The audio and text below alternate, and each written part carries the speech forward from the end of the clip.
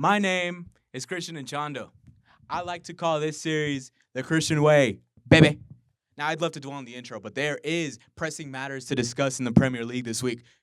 The Wolves' great escape is on. A 2-1 win against Liverpool, 2-0 win against Aston Villa, 2-2 draw with Arsenal. A 1-0 loss against Crystal Palace, but who could beat that super team? They said that Wolves would never. They said that they were surefirely relegated, that they had a 100% chance of relegation to the championship by the end of the season. But I said no, and they called me crazy.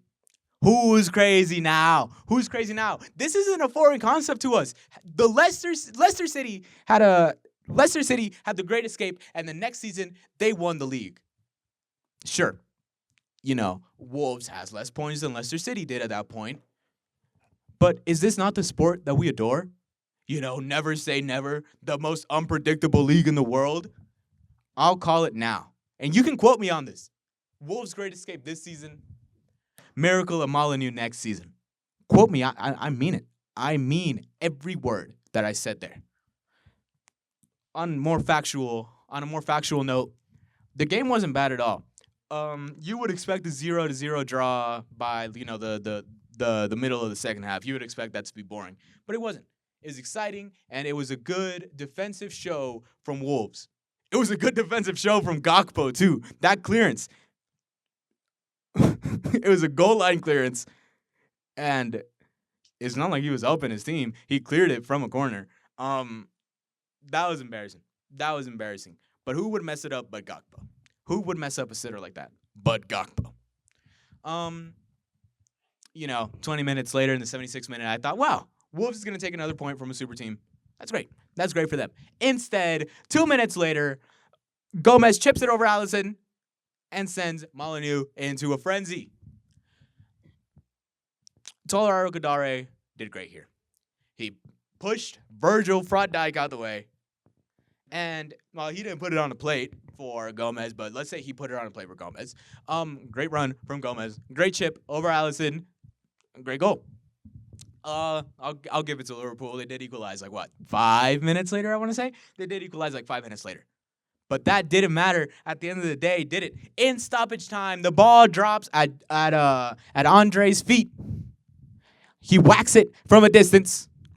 It deflects over Joe Gomez, sends it over Alisson. You have never seen a goalkeeper more beat than Alisson was here. He seals it for Wolves. Gives Joe Gomez his first goal, an own goal. And sends Molyneux into a frenzy once again. What a match. It was a good match. In other news, Manchester United have robbed Crystal Palace. But is that really headline material? Manchester United robbing again. We knew that they were doing this. Last season, they tried not to rob. And where did they end up? Right above relegation. This season, they're out robbing again. Lacroix puts it in the net in the 4th minute. Nice header. But this should have been a sign of things to come. Lenny Yoro was not watching the ball at all. That's why Lacroix put it in. This was a slow motion goal, okay? Lenny Yoro wasn't watching it. That's why it went in. This should have been a sign of things to come. This should have been a sitter for Crystal Palace. Instead, Manchester-born referee Chris Kavanagh gives the worst penalty you have ever seen in your life. In what world? Is this a penalty? I'll tell you in what world. In a world where the rules of the game are completely different. Look at this. It's crazy. But whatever. Penalty for Manchester United. Bruno Fernandes slots it in. And then a little bit later, Manchester United get the real winner, and it was a nice goal. Point still stand. Speaking of diving, what was Harry Maguire doing here? Go to hell, Harry Maguire. Go to hell, Matheus Cunha, and go to hell, Manchester-born referee Chris Kavanagh. But this ain't surprising, is it?